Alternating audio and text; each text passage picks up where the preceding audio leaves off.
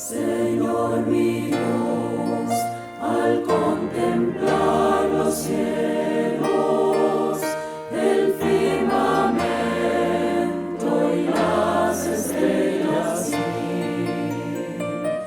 al oír tu voz en los potentes truenos y ver brillar el sol en su cenit.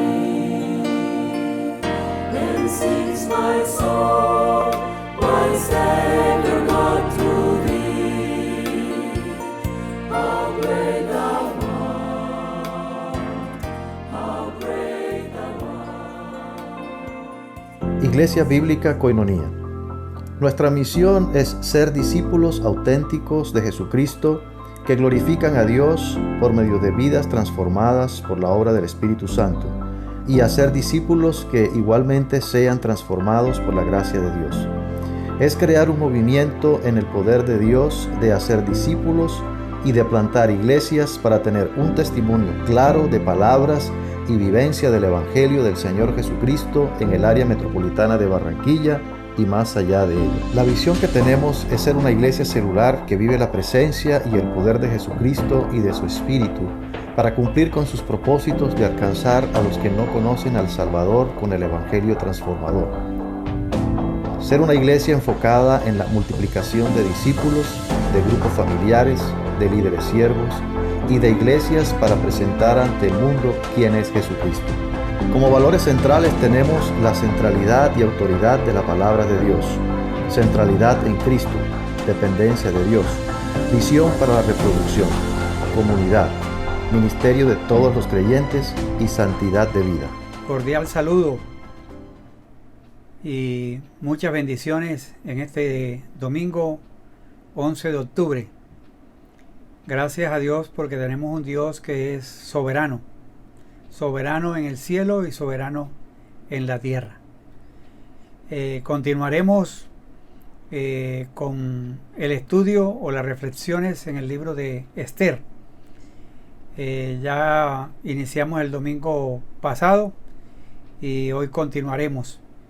Y espero que hayan leído el libro, espero que lo hayan meditado para que le puedan sacar mayor provecho a esta joya del Antiguo Testamento.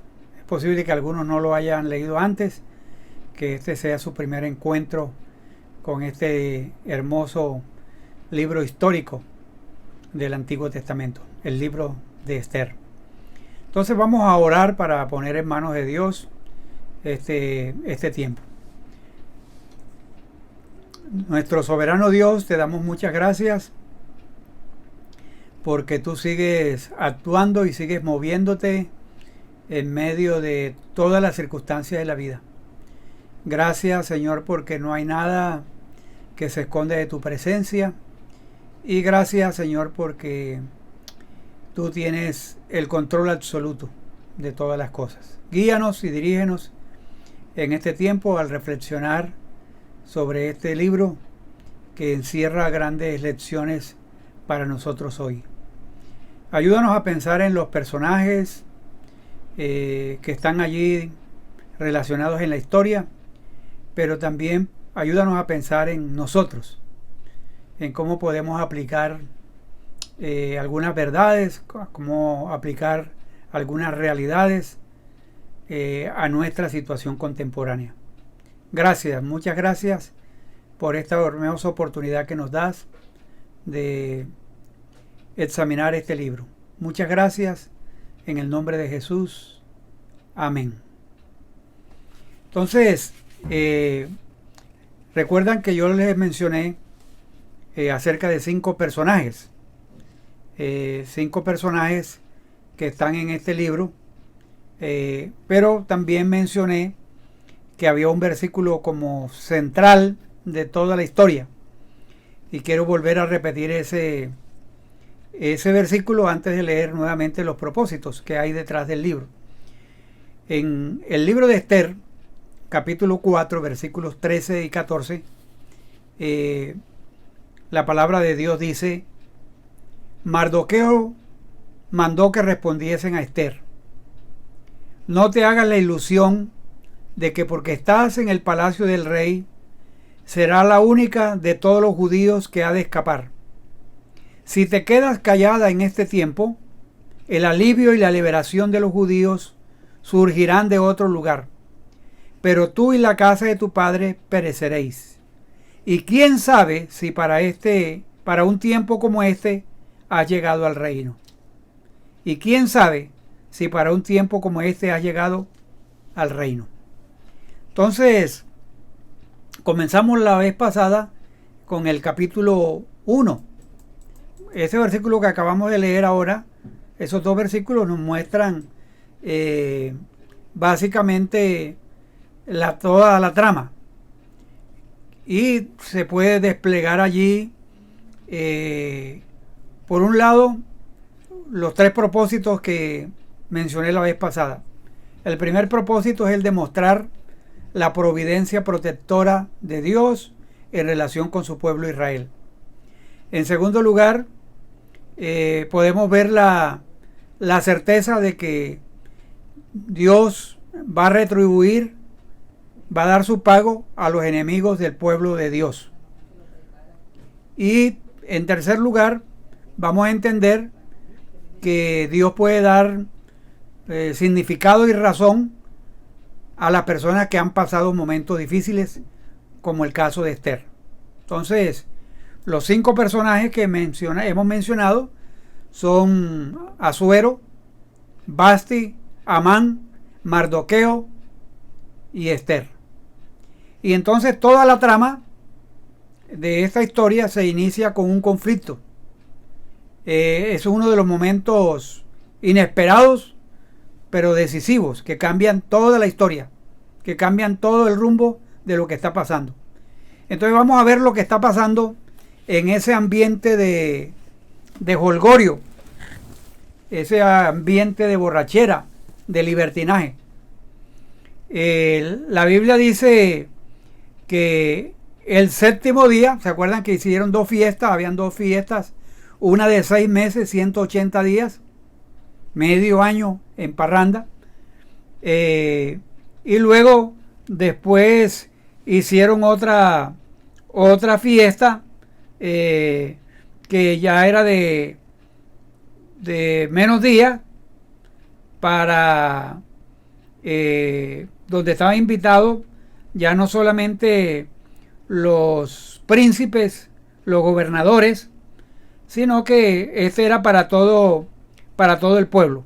O sea, una fiesta de una semana. Y también Vasti estaba haciendo otra fiesta para las mujeres en la casa real del rey Asuero. Entonces, ese ambiente festivo, ese ambiente de libertinaje y borrachera, dice así Esther capítulo 1. Busquemos en Esther capítulo 1 los versículos 10 hasta el final, para ir viendo la trama de la historia. Capítulo 1, versículo 10 en adelante. El séptimo día, estando el corazón del rey alegre del vino, mandó a Mehumán, Bizta, Arbona, Bigta, Abagta, Setar y Carca. Por favor, hermanos, si están pensando en tener hijos, no vayan a tomar esos nombres. 7 eunucos que servían delante del rey Asuero, que trajesen a la reina Vasti a la presencia del rey con la corona regia, para mostrar a los pueblos y a los príncipes su belleza, porque era hermosa. Mas la reina Vasti no quiso comparecer a la orden del rey enviada por en medio de los eunucos, y el rey se enojó mucho y se encendió en ira. Preguntó entonces el rey a los sabios que conocían los tiempos, porque así acostumbraba el rey con todos los que sabían la ley y el derecho. Y estando junto a Carcena, Setar, Admata, Tarsis, Meres, Marcena y Memucán, 7 príncipes de Persia y de Media que veían la cara del rey y se sentaban los primeros del reino. Les preguntó qué se había de hacer con la reina Vasti según la ley, por cuanto no había cumplido la orden del rey Asuero enviada por medio de los eunucos. Y dijo Memucán delante del rey y de los príncipes: no solamente contra el rey ha pecado la reina Vasti, sino contra todos los príncipes y contra todos los pueblos que hay en todas las provincias del rey Asuero. Porque este hecho de la reina llegará a oído de todas las mujeres, y ellas tendrán en poca estima a sus maridos, diciendo: el rey Asuero mandó traer delante de sí a la reina Vasti, y ella no vino. Entonces dirán esto las señoras de Persia y de Media, que oigan el hecho de la reina, a todos los príncipes del rey, y habrá mucho menosprecio y enojo. Si parece bien al rey, salga un decreto real de nuestra majestad y se escriba entre las leyes de Persia y de Media para que no sea quebrantado. Que Vasti no venga más delante del rey Asuero, y el rey haga reina a otra que sea mejor que ella. Y el decreto que dicte el rey será oído en todo su reino, aunque es grande, y todas las mujeres darán honra a sus maridos, desde el mayor hasta el menor. Agradó esta palabra a los ojos del rey y de los príncipes, e hizo el rey conforme a lo dicho de Memucán. Pues envió carta a todas las provincias del rey, a cada provincia conforme a su escritura, y a cada pueblo conforme a su lenguaje, diciendo que todo hombre afirmase su autoridad en su casa y que se publicase esto en la lengua de su pueblo. Entonces, este conflicto, que podríamos decir un conflicto marital, un conflicto donde el rey quiere que su reina Vasti venga a su presencia con la corona regia para mostrarle a los pueblos y a los príncipes su belleza. Ya él, en el transcurso de la fiesta, bueno, el propósito de la fiesta de los 6 meses y luego de los 7 días, era según el versículo 4 del capítulo 1, para mostrar las riquezas de la gloria de su reino, el brillo y la magnificencia de su poder por muchos días, 180 días. Entonces, fue algo muy tremendo lo que sucedió. Un conflicto determina una gran situación allí. El rey, según nos narra la historia, estaba borracho, y mientras se encontraba en ese estado de embriaguez, decidió exhibir otro de sus trofeos.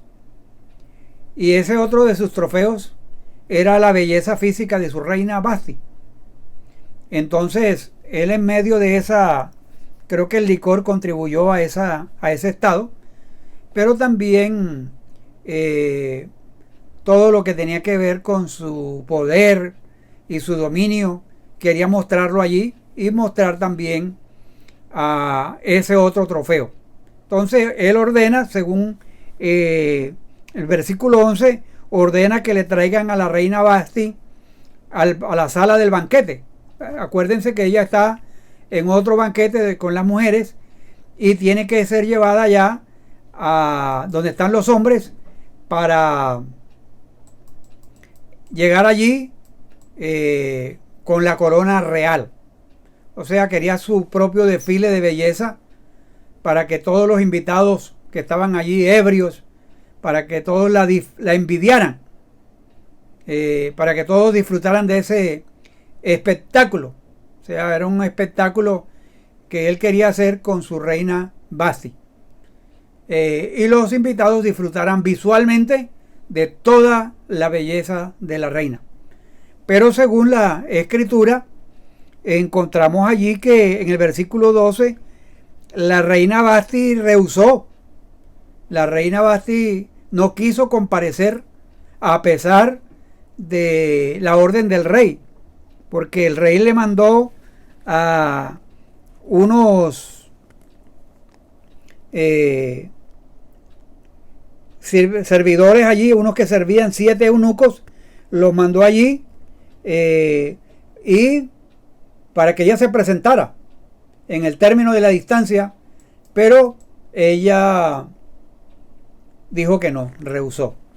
Y bueno, yo creo que aquí vamos mirando ya algo de la historia que es algo digno de admirar en la reina Vasti.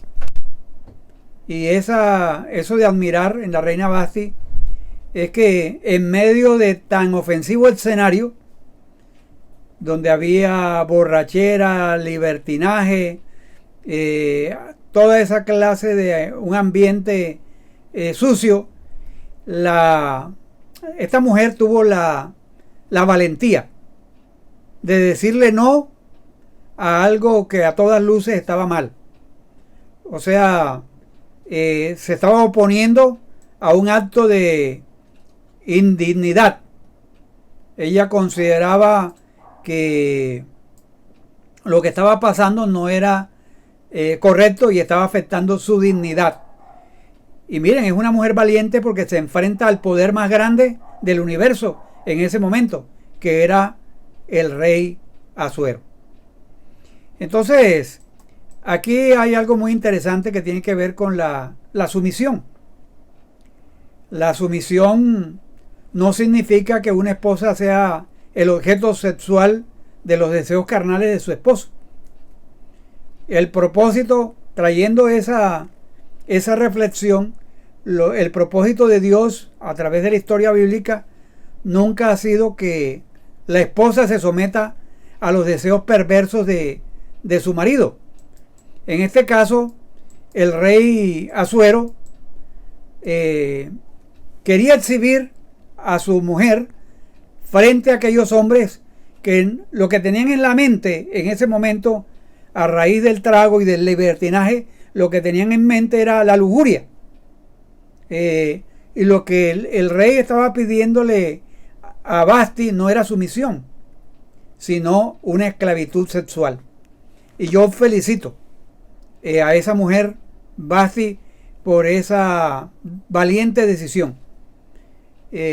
Porque es que el matrimonio no le da al marido el derecho ni la licencia para llevar a cabo sus fantasías más despreciables. O sea, el marido, a la luz de la Biblia, no da licencia al hombre para utilizar a su esposa como un objeto sexual.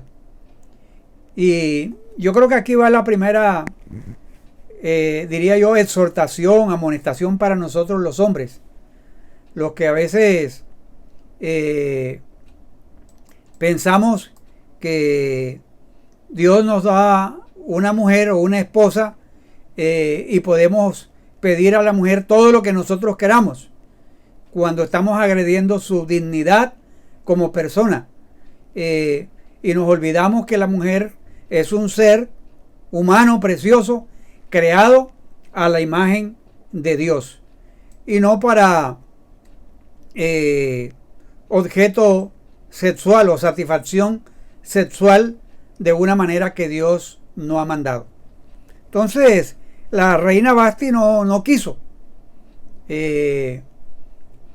Entonces, es interesante ese aspecto allí de la sumisión, pero también del aspecto hasta dónde llega la sumisión. Ahora, esto le crea al rey una situación complicada,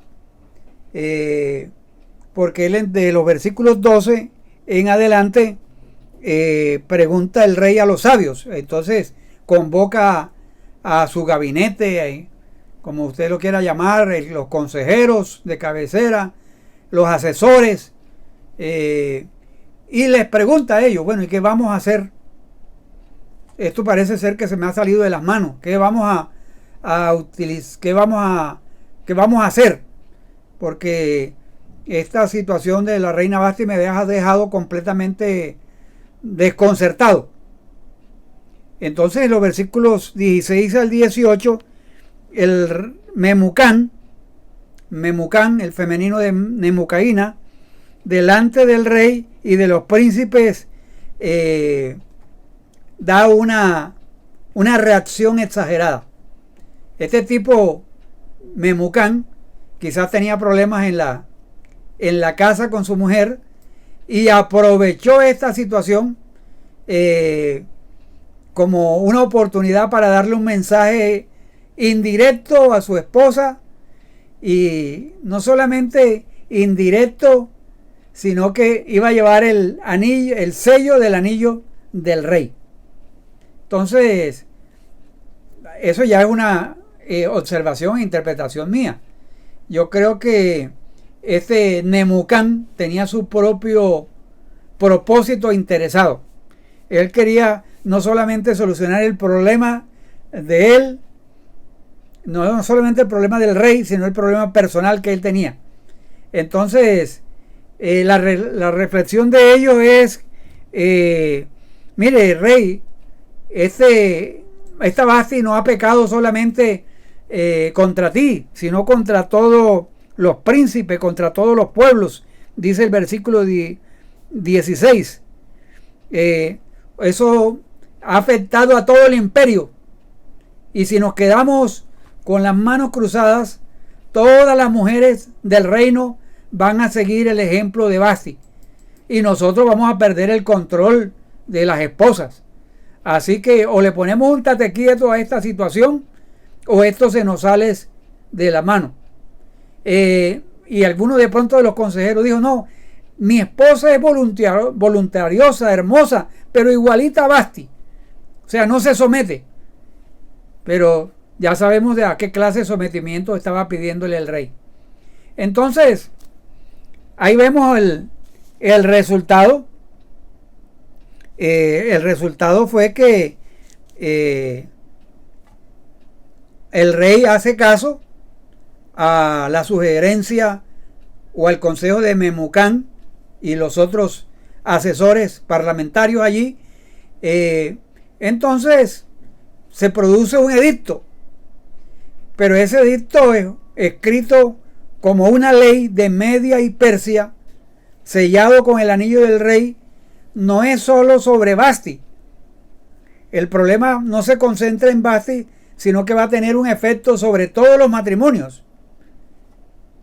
Podríamos decir que la maldad o el pensamiento de Nemucán prevaleció.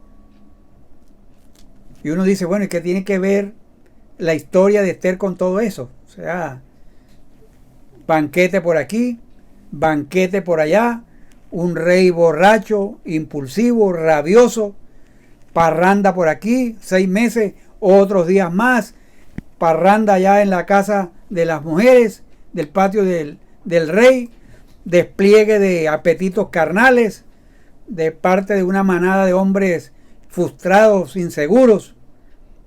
Y entonces uno dirá, bueno, ¿y qué pasa con Esther? ¿Por qué no aparece Esther? Espere un momento, o sea, allá vamos a llegar, pero quería que miráramos todo esto para que viéramos cómo Dios se mueve de una manera misteriosa. Y Dios lo hace aún en medio de lo mundano. Miren, a veces pensamos que en medio de lo mundano Dios no obra.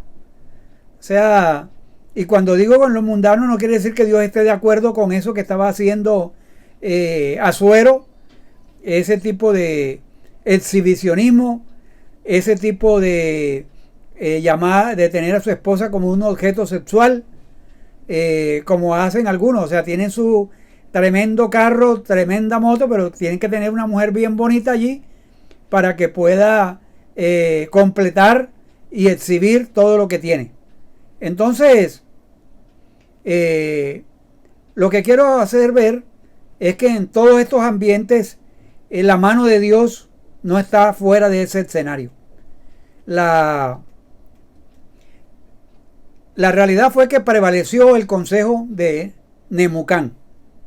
Y el rey, el consejo de Nemucán fue, y el rey dé su dignidad real a otra mejor que ella. Entonces, podemos resumir eso en 4 palabras. el técnico Queiroz dice, sale James y entra Falcao. Sale Basti, entra Esther. Entonces, hay que tener en cuenta de que Esther no tiene la más remota idea de lo que está sucediendo. No sabía de los hechos que están pasando allí en el palacio. Ella tampoco sabe del decreto real que está en movimiento, que van a cambiar totalmente su vida. Esther, mientras eso está sucediendo en el palacio, Esther está en la casa haciendo las cosas sencillas, está viviendo su vida, está aprendiendo de Mardoqueo, porque desde niña aprendió principios y valores. Pero a Esther le espera una gran sorpresa. Entonces, detrás de todas estas bambalinas está Dios obrando.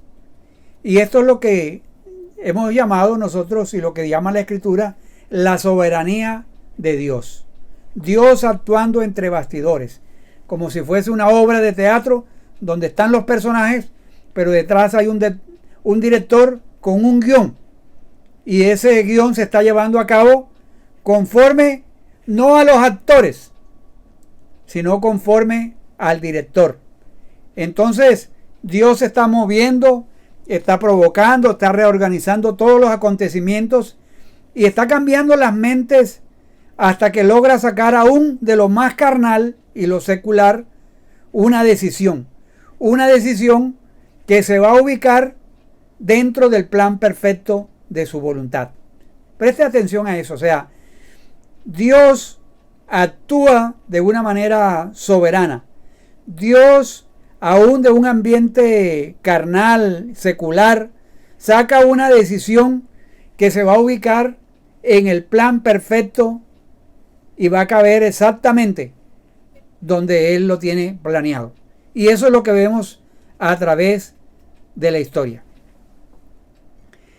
Y aquí una reflexión, algo para pensar.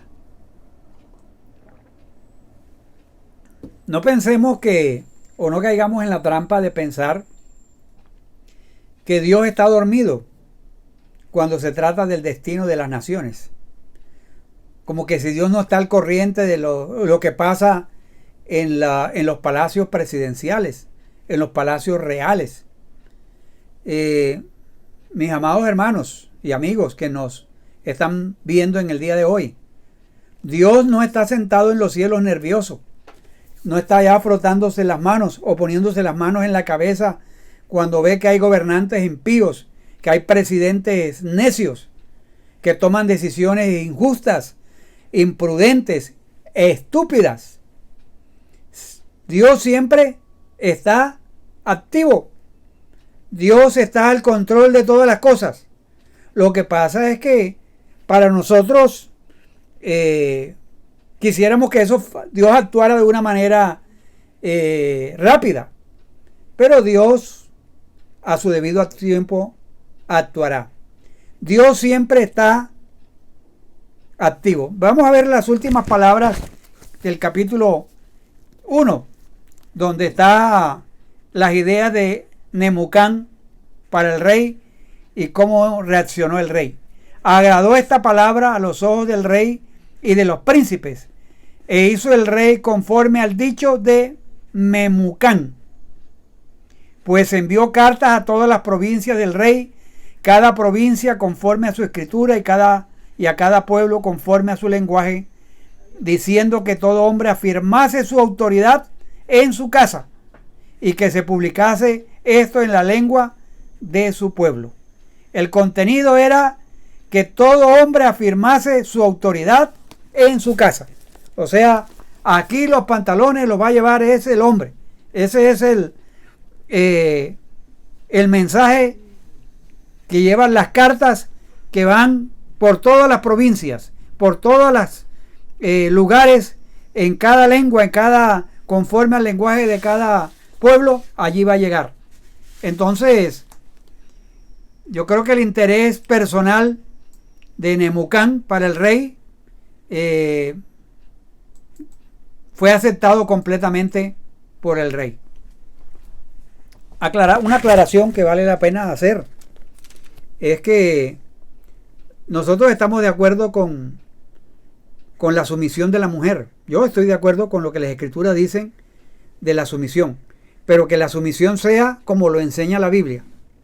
Yo estoy a favor de que el hombre sea el líder del hogar, siempre y cuando sea la clase de líder que Dios quiere. O sea, el tipo de liderazgo que es expresado en la escritura. No al concepto machista, no al concepto extremo, egoísta, que hay hoy en día que es a veces humillante y que exige sumisión, pero por la fuerza y no por amor. La sumisión se obtiene amando. Cuando un hombre ama, no va a tener dificultad en que la mujer se someta. Entonces, eso es una aclaración importante. Yo creo que el autor que escribió este libro, está tratando de decirnos que la mano de Dios estaba sobre todo, aún predominando sobre todas estas cosas que estaban, esta reacción, diría yo, iracunda, salvaje del rey, o la decisión de Vasti, o la belleza de Esther, y luego en el capítulo 2 la proclamación de Esther en el lugar dejado por Vasti. O sea, pero sobre todo lo que vemos aquí es la mano de Dios actuando a favor y en bienestar del pueblo de Israel. El pueblo de Israel estaba disperso en esos momentos en el imperio, por todo el imperio, pero Dios sigue amando a su pueblo, Dios sigue ligado a su pueblo, y Dios había prometido que su pueblo iba a ser de bendición a todas las familias de la tierra, y Dios tiene que protegerlos. Quiero referirme a un versículo en el capítulo 21 de Proverbios. Ese versículo pueden buscarlo allí porque es muy interesante lo que dice el sabio Salomón. Proverbios 21, 1. En la Reina Valera dice, como los repartimientos de las aguas, Proverbios 21, 1. Como los repartimientos de las aguas, así está el corazón del rey en la mano de Jehová. A todo lo que quiere, lo inclina. Hay otra versión, la versión de las Américas, dice, como canales de agua es el corazón del rey en la mano del Señor. Él lo dirige a donde Él le place. Él lo dirige hasta donde Él le place. Y hay otra versión, que es la versión traducción viviente, dice que el corazón del rey es como un arroyo dirigido por el Señor y Dios, el Señor, lo guía por donde Él quiere. Esa versión es interesante, que menciona que es como un arroyo, que es algo que podemos nosotros mirar, es un arroyo, o como hacen esas personas en las fincas que desvían el cauce de las aguas de un río, y ese arroyo lo llevan efectivamente hacia a los lotes que quieren inundar, a los lotes que quieren, donde van a sembrar o donde necesitan regar. Entonces ese arroyo, ese pequeño arroyo, es dirigido por el campesino hacia donde él quiere. Y así es el corazón del rey. El corazón del rey Asuero, que se proclama en ese momento como el rey del mundo, rey sobre 127 provincias, rey que tiene un harén de mujeres y que tiene una mujer hermosa como Vasti.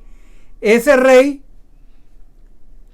aparentemente autónomo, autosuficiente, dice la Biblia que está en las manos de Jehová, está en las manos de Dios. Y como los arroyos son dirigidos, como un arroyo es dirigido por el Señor, y el Señor lo guía hacia donde lo quiere llevar. Entonces, el corazón del rey Asuero está en la mano de Dios. Y Dios lo guía o lo inclina hacia lo que Él quiere.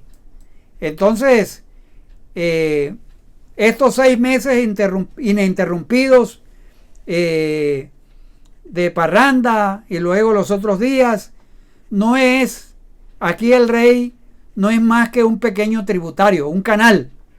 Es un canal en las manos del Dios Todopoderoso. Dios lleva los corazones de los gobernantes de este mundo a donde Él quiere y cuando Él quiera. Y no nos olvidemos de una cosa. Dios no tiene prisa. Dios no es esclavo del reloj humano.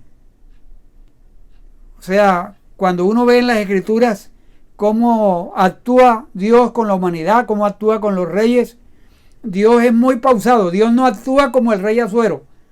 No actúa así en momentos de ira, arrebatos de ira. Dios es pausado y sumamente lento, pero hay de cuando se le provoca la ira, hay cuando a Dios se le llega el pecado hasta su presencia, ahí sí atengámonos. Alguien dijo una vez, uno de estos escritores antiguos, dijo que los molinos de Dios muelen lento, pero muelen muy finito. Entonces, Dios es un Dios lento para la ira, pero grande en misericordia. Pero cuando ha de derramar su ira, también hay que atenernos. Entonces, miren cómo se va cuadrando todas las cosas con Vasti, con el rey Asuero. Y ahora vamos a echarle un vistazo a Amán. Pero pastor, ¿y cuándo nos va a hablar de Esther? ¿Cuándo nos va a hablar? ¿No? Para eso le estoy diciendo que lean, para eso le estoy diciendo, miren el libro, pero vamos a llegar allá a Esther, no se preocupen.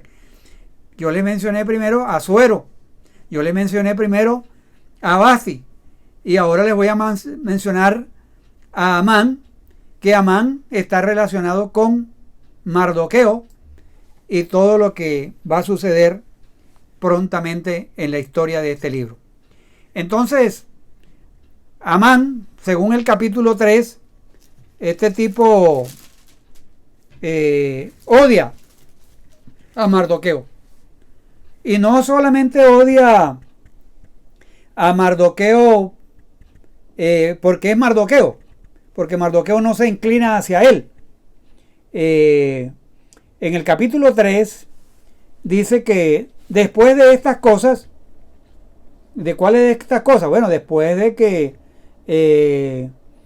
la reina Esther ya es coronada como reina, y después que Mardoqueo denuncia una conspiración contra el rey de parte de dos personajes que mencionamos, Bigtán y Teres. Después de estas cosas, el rey Asuero engrandeció a Amán, hijo de Amedata Agageo, y lo honró y lo puso sobre su silla, le puso silla sobre los príncipes que estaban con él. Y todos los siervos del rey que estaban a la puerta del rey se arrodillaban y se inclinaban ante Amán, porque así lo había mandado el rey. Pero hay un pero, el pero del versículo 2, pero Mardoqueo ni se arrodillaba ni se humillaba. Como buen judío, Mardoqueo ni se arrodillaba ni se humillaba. Entonces, ahora, este tipo Amán, que lo describe allá, hijo de Amedata Agageo, ya está en una posición de poder y ve que Mardoqueo se niega a inclinarse ante él. Entonces Amán le propone un plan al rey. Noten allá que el rey tiene una incapacidad para poder decidir él mismo. Siempre tiene que decidir, es basado en otras personas, y las personas que le rodean son unas personas que no tienen en mente tanto el bienestar del reino, sino tienen en mente sus propias aspiraciones y sus propios beneficios. Entonces Mardoqueo se niega a inclinarse ante él, y Amán le propone al rey un plan. El plan es que, mira, rey, él dice aquí en el versículo 4, perdón, y hablándole cada día de esta manera, no escuchándolos, lo denunciaron a Amán. Eso es lo que estaba pasando con Mardoqueo.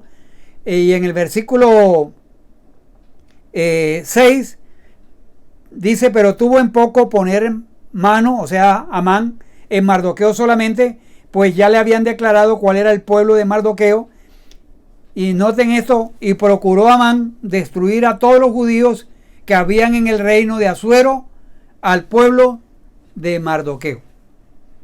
Pero antes de eso, o más adelante, él le menciona que hay un pueblo que está esparcido, que está distribuido entre los pueblos, entre las provincias, y que sus leyes son diferentes de las del pueblo, que no guardan sus leyes, y que el rey nada le beneficia esto, y también le ofrece dinero. O sea, le dice que si tú permites que haya un edicto para destruir a todos los judíos, esto te va a beneficiar económicamente. Entonces, pero el rey está ignorando las maquinaciones que tiene este hombre. Este hombre procuraba no solamente destruir a Mardoqueo, procuraba, según el versículo 6, la segunda parte dice, y procuró Amán destruir a todos los judíos que había en el reino de Asuero, al pueblo de Mardoqueo. Lo triste es que este rey Asuero vuelve y confía en lo que las personas que están alrededor, sus asesores, le hacen. Entonces, lo único que está diciendo Amán es, bueno, mira, rey, dame el privilegio de ayudarte a limpiar el país de todos estos judíos, como si los judíos fueran una plaga. Entonces el rey Asuero, que confía en Amán, pero está ignorante de lo que está detrás. Detrás de eso hay un brutal genocidio. Está tramando el exterminio del pueblo de Israel. Y le da el visto bueno, y le dice que proceda en lo que tiene que hacer. El rey saca su tarjeta de crédito, saca el anillo de su mano y lo da a Amán. El versículo 10, hijo de Amedata, Agageo, enemigo de los judíos. Quitó el anillo de su mano. Eso es como, lo de la tarjeta de crédito, es como si usted a su socio le da su tarjeta de crédito, le da su clave y que él la use como quiera. Entonces, procede, haz lo que tengas que hacer. Pero bueno, ¿por qué este odio de Amán hacia los judíos? ¿Por qué Amán quiere destruir no solamente a Mardoqueo, sino al pueblo de Mardoqueo? Permítame contarles la historia. La historia está en el libro de Samuel. En Primera de Samuel está la historia de los antecedentes de todo lo que sucedió, como antesala, como el trasfondo histórico para entender por qué Amán tenía odio.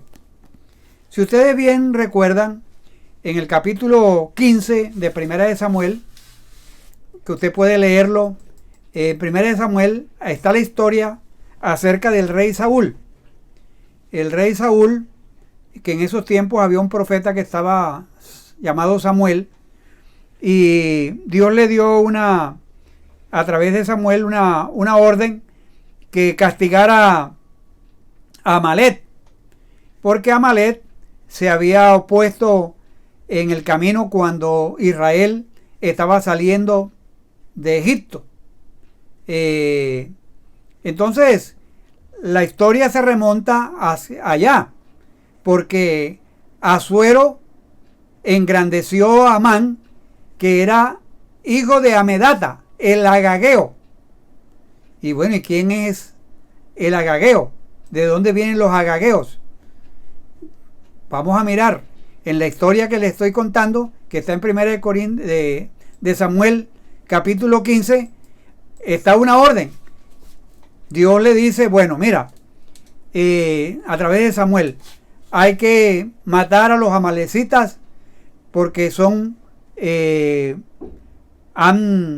nos estorbaron, nos causaron problemas y dificultades cuando nosotros íbamos hacia Egipto. Y ellos habían atacado a Egipto, a Israel después que salió de Egipto. Y a partir de ese momento había una relación antagónica, de enemistad. Y Dios le dijo a través de Samuel que eliminara a todos esos amalecitas y que también a sus animales. Pero Saúl, como era bastante práctico y desobediente, o sea, él quería hacer las cosas prácticas, pero desobedientemente, no hizo lo que Dios le mandó, sino que salvó lo mejor de las ovejas, también perdonó la vida del rey Agag. Ahí está. El versículo 8 de 1 de Samuel 15 dice, y tomó vivo a Agag, rey de Amalec, pero a todo el pueblo mató a filo de espada. Entonces, no hizo exactamente lo que Dios le había dado, lo que Dios le había dicho. Y aquí hay como un recordatorio para todos nosotros, ¿no? Que cuando Dios nos dice algo que hay que hacerlo, es mejor hacerlo, no lo que la razón nuestra nos diga, porque Dios siempre tiene mejor razón que la que nosotros tenemos. Entonces, la historia de 1 de Samuel dice que después que Samuel lo confrontó por su desobediencia, trató de justificar lo que hizo, que era algo que estaba ofreciendo para Dios. Entonces, pero Dios dice en 1 Samuel 15:33 que Samuel hizo lo que no hizo Saúl. Dice que tomó a Agag con la espada y mató a Agag. Entonces, mis amados hermanos, desde esos tiempos antiguos, los judíos habían contado esta historia a sus descendientes generación tras generación.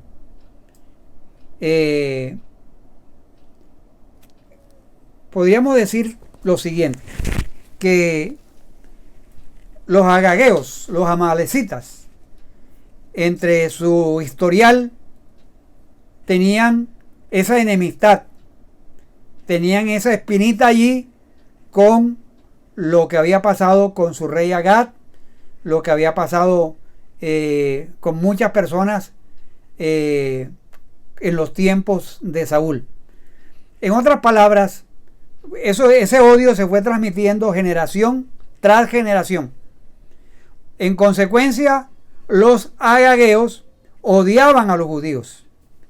Entonces, Amán, por ser agageo, había estado cultivando el odio que le habían enseñado desde la niñez.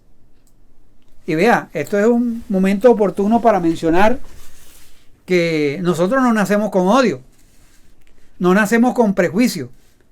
Cuando nosotros nacemos, no venimos con un paquete de odio. El odio es algo que nosotros aprendemos, es algo que nos enseñan. No nacemos odiando. Para odiar tenemos que ser enseñados. Vale la pena decir que hoy en nuestro tiempo hay niños y jóvenes que están siendo entrenados con el mismo odio de sus padres. En la época de mis abuelos había un odio tremendo entre liberales y conservadores. Hoy en día se cultiva un odio entre izquierda y derecha. A veces se cultiva un odio también entre costeños y cachacos, entre ricos y pobres, entre negros y blancos. O a veces se cultiva un odio entre los del Junior y los del Nacional. Y así sucesivamente, o sea, y por el color de una camiseta se matan. Y eso es algo que se va aprendiendo, que se va enseñando por los colores de un partido político, por los colores de un equipo, por los colores de una nacionalidad, de una bandera. El odio se va aprendiendo de los padres, de los abuelos, de los bisabuelos. Yo recuerdo a mi abuelo del Partido Conservador, como su odio hacia los liberales. Un odio bien fuerte. Entonces el odio es algo que se enseña. Y a veces se va diseminando a través de los tíos, de las tías, de los primos. Entonces, Amán, como Agageo, había aprendido a odiar a los judíos. El odio lo consumía. O sea, miren el poder del mal. O sea, y ahora cuando está en un puesto de posición, o un puesto de poder, ese odio se incrementa. Ese odio sale a flote. Yo tengo aquí marcado, mientras estudiaba en estos días, esa expresión. Amán procuró destruir a todos los judíos. Procuró matar a todos los judíos. Eso estaba en su corazón. Pensemos por un momento. Así es que funciona el mal. El mal se va desarrollando en la vida. El mal está en el corazón nuestro. El corazón del hombre es malo, es perverso. Y estando ya en esta posición, él empieza y no solamente quiere destruir a Mardoqueo, sino quiere destruir a todos los judíos. Entonces, Amán no está satisfecho con matar a Mardoqueo o con hacerle la vida imposible y miserable a Mardoqueo. Él tiene una misión, y una misión que en su corazón como que él mismo se había encargado, se la había asignado. Y saben que es una misión no distinta a la que cometió o hizo Adolfo Hitler allá en la década de los 30 o los 40. Adolfo Hitler quiso matar a todo el pueblo de Mardoqueo, porque él pensaba que su raza era mejor y los judíos eran un estorbo. Él estableció un plan para destruir al pueblo, y esos planes, los planes de Amán, los planes de Adolfo Hitler y los planes de otros, son asusados por el diablo, son asusados por el odio y la carnalidad que hay en nosotros. Este es un plan terrible, ese plan, y luego este hombre logra influir al rey, y el rey nuevamente le da la autorización y hace un decreto, y ese decreto echan la suerte, es como si estuvieran jugando dados, echan la suerte en el capítulo 3 para saber el día propicio para hacer esa actividad. O sea, yo creo que cuando la gente está guiada por la superstición, se le ocurren ideas y decisiones ridículas, estúpidas, peligrosas, como aquellos que estaban comprando el chance o el baloto con el número del proceso de un expresidente. Entonces, yo diría que a veces son hasta ideas demoníacas. Esto es lo que pasó aquí.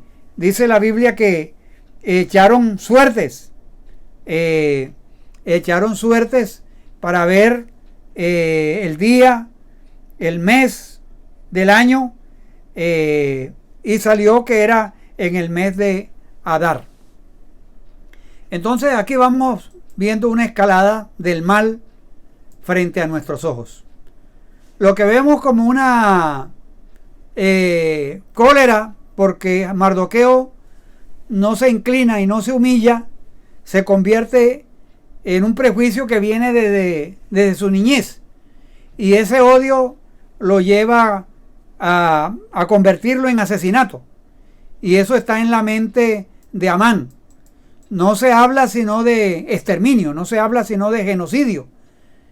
Y eso pasa cuando el odio se arraiga.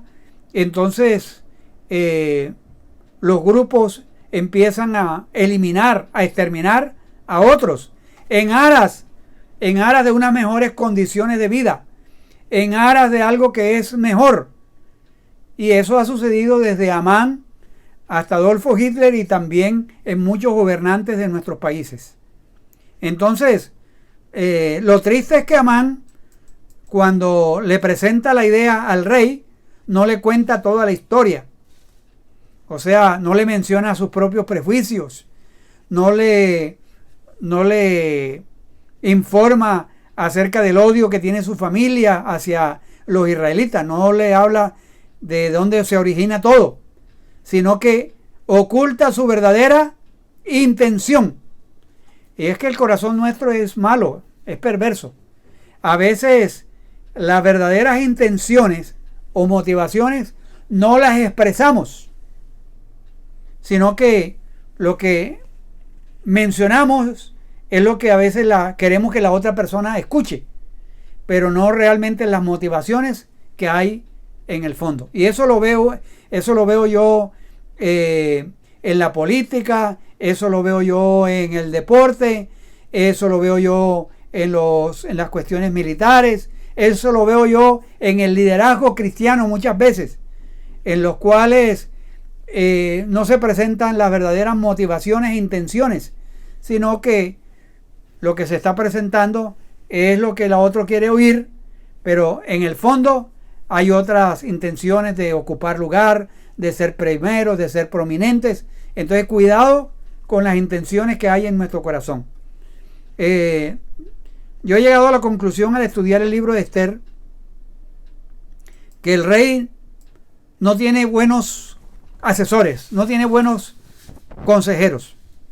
No hay quien lo aconseje sabiamente.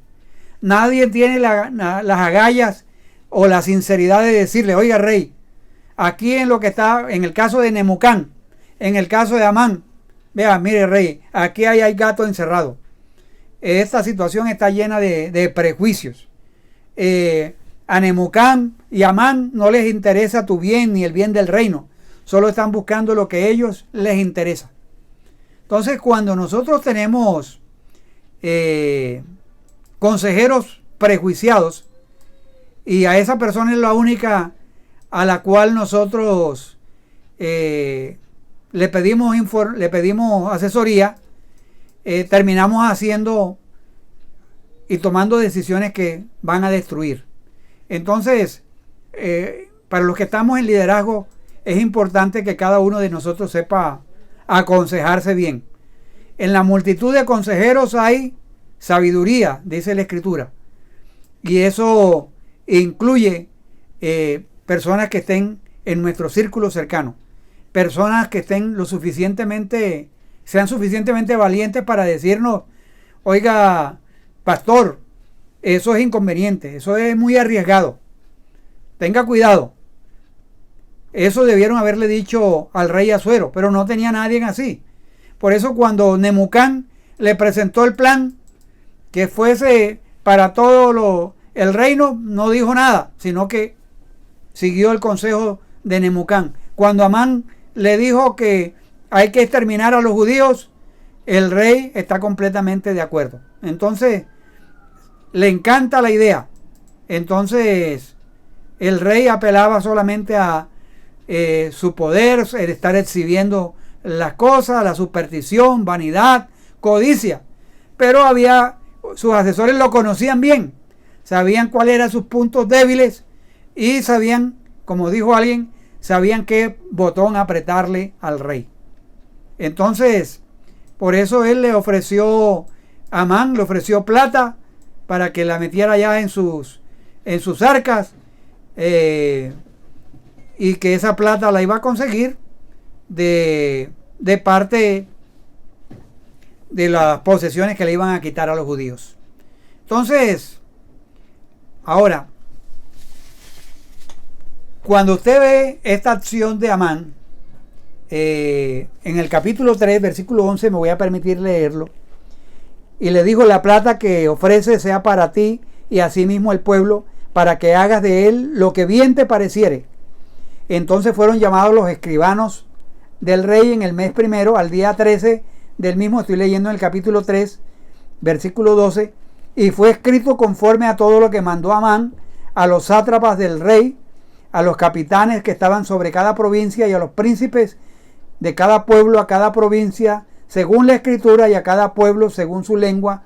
En nombre del rey, Asuero fue escrito y sellado con el anillo del rey.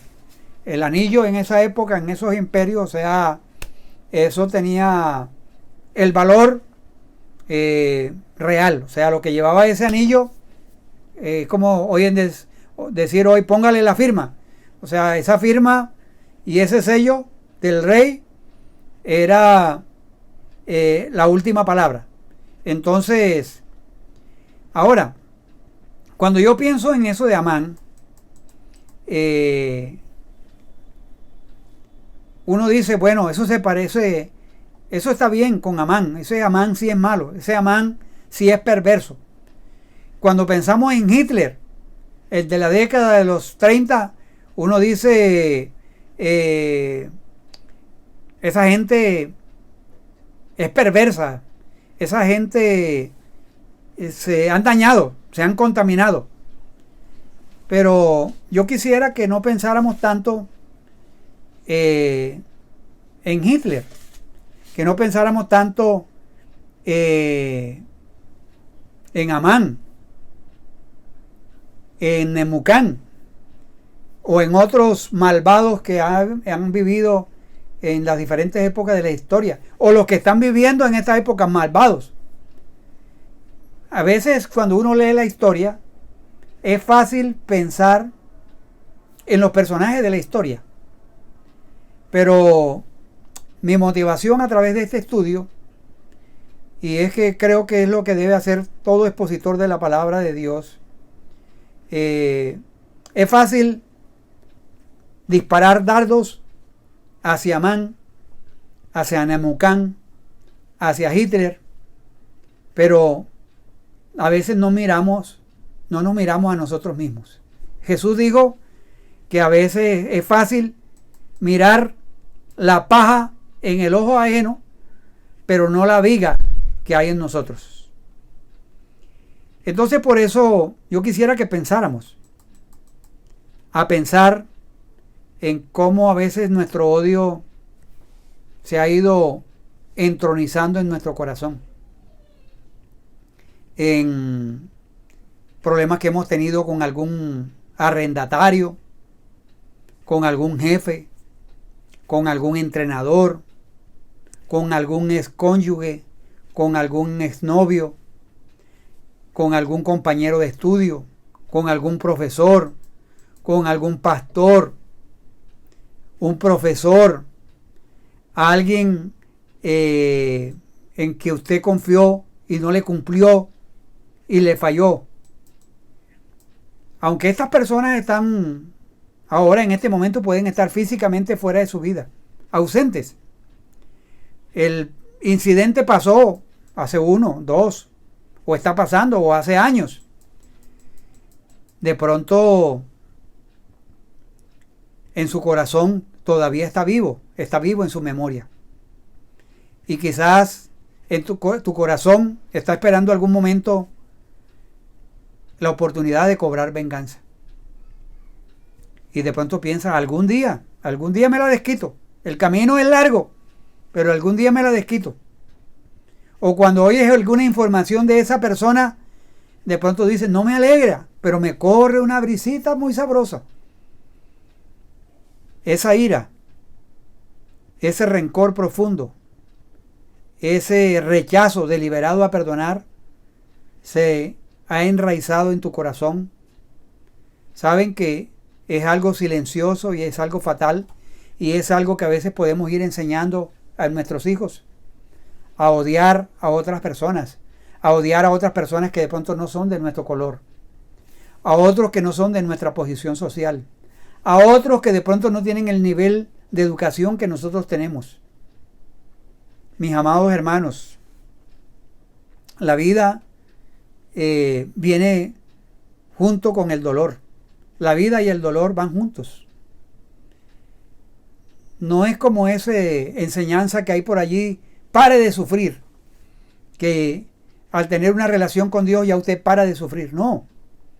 O sea, el dolor llega a nuestra vida, pero una cosa es cómo manejamos ese dolor.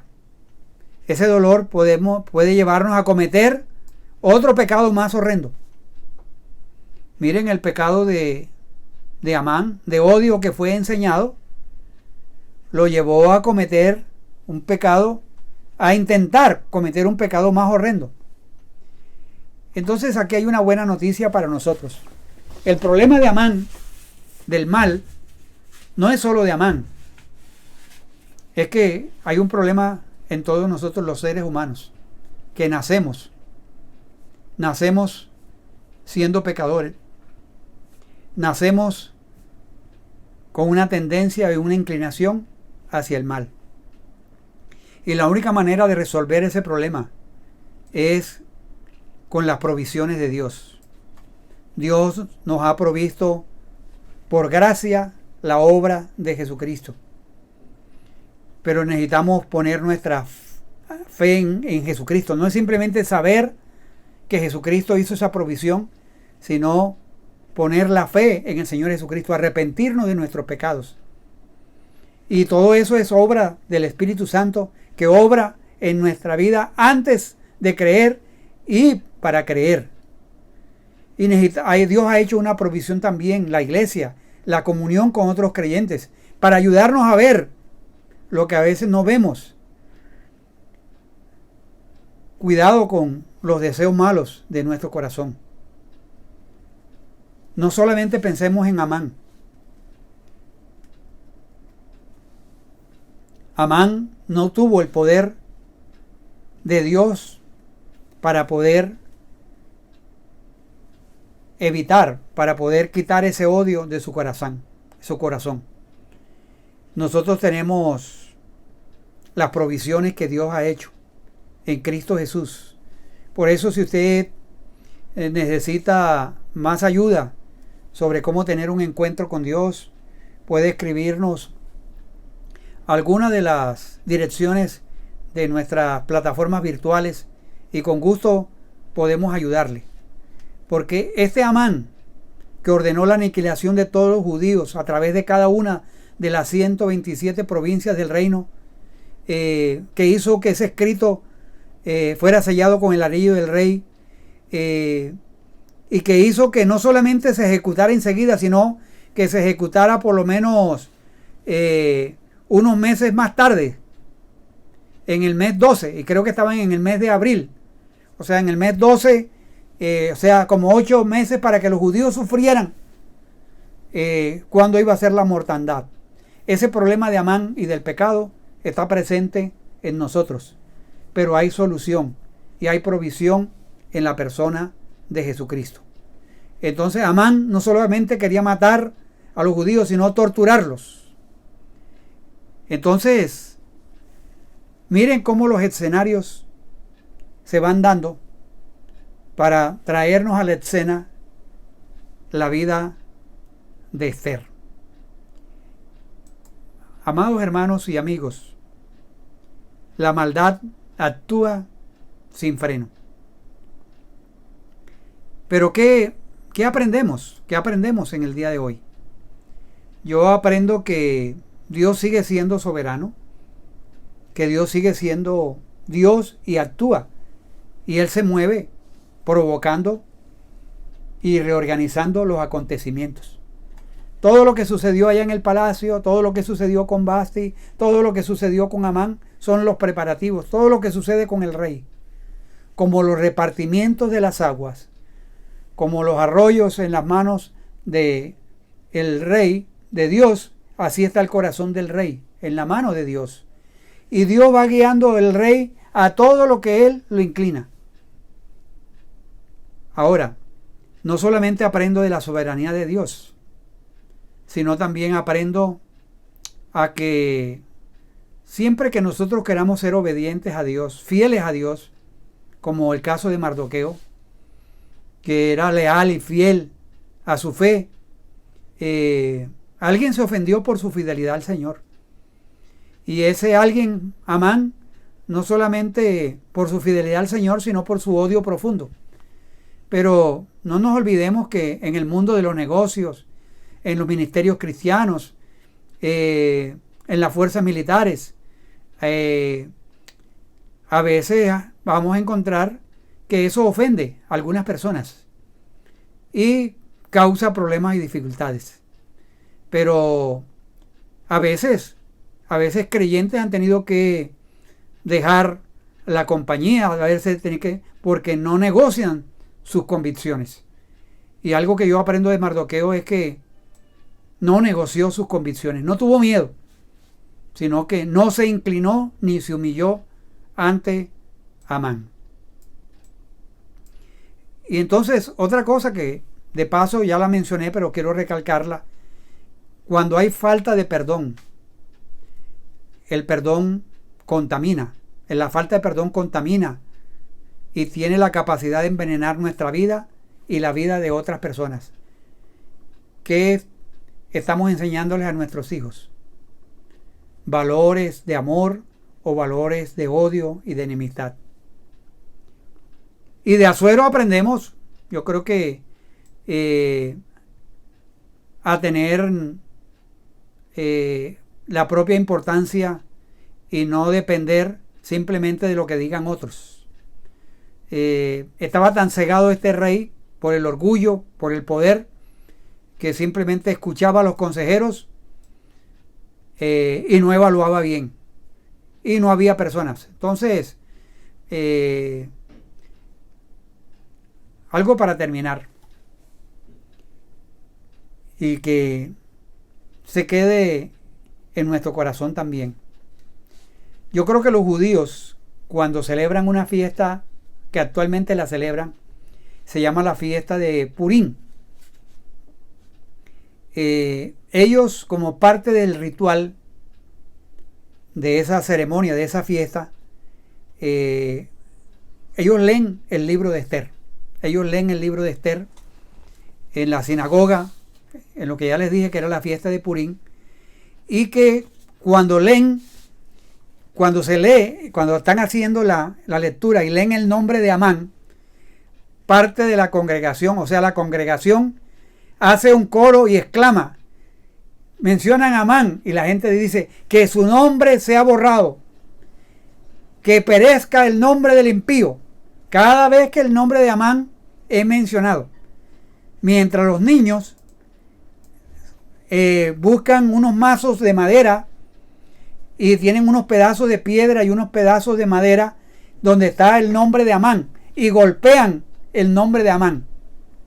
O sea, a través de esa celebración, de ese recordatorio, también están acrecentando el odio hacia Amán.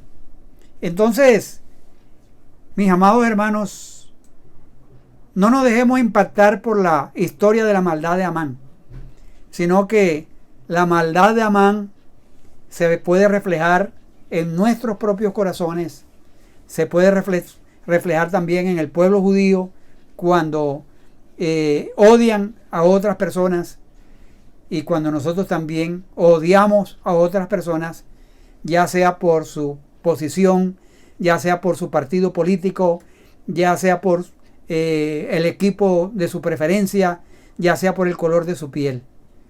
El llamado de Dios es a mirar nuestro corazón, porque sobre toda cosa guardada, guarda tu corazón, porque de él mana la vida. Que Dios nos ayude a sacar el rencor que puede crecer en nuestra vida, y que si nos descuidamos podemos hacer cosas terribles a los demás y a nosotros mismos. Personas que han cometido grandes asesinatos, que han hecho esos tiroteos en escuelas y diferentes cosas, al estudiar la vida, el perfil de esas personas, se ha descubierto que muchos han sido alimentados en odio por el pasado. Que Dios nos ayude. Señor, gracias. Gracias por tu palabra. Gracias porque tu palabra nos ayuda a ver no solamente la historia, sino a vernos a través de la historia. Gracias, Señor, porque estos personajes representan a la raza humana, representan al corazón del hombre lleno de maldad. Pero gracias a Dios que para el problema del pecado tú hiciste provisión. Hiciste la provisión de la obra de Jesucristo en la cruz del Calvario. Gracias porque esa provisión está al alcance de todos nosotros. Señor, gracias por los que hemos tenido la oportunidad de arrepentirnos, de poner nuestra fe en el Señor Jesucristo, de apropiarnos por la pura gracia de esas provisiones que tú has hecho. Ayúdanos a vivir en el poder del Espíritu Santo y ayúdanos, Señor, a día tras día tratar con nuestro corazón. Tratar, Señor, con la maldad que hay en nosotros. Y ayúdanos a hacerlo no en nuestras propias fuerzas, sino en el poder del Espíritu Santo. Muchas gracias en el nombre de Jesucristo. Amén. Bueno, pastor, ¿y cuándo nos va a hablar de Esther? Bueno, pues espero aquí el próximo domingo. El próximo domingo sintonícenos y vamos a hablar de Esther. Todavía cálmense, no se me apresuren. Que Dios me lo bendiga. Que tengan una buena semana para todos. Un abrazo. La victoria de Cristo es nuestra victoria.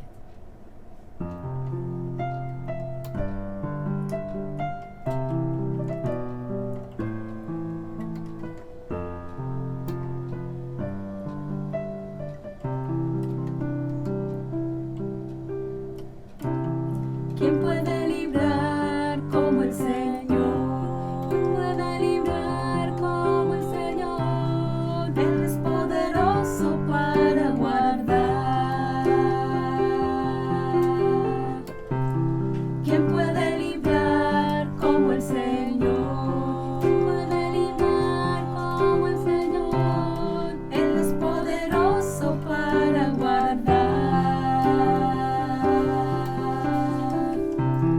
Cuando mis enemigos se levantaron contra mí, el Señor extendió sus manos y Él me dio la victoria. ¿Quién puede librar como el Señor? ¿Quién puede librar como el Señor? Él es poderoso para guardar.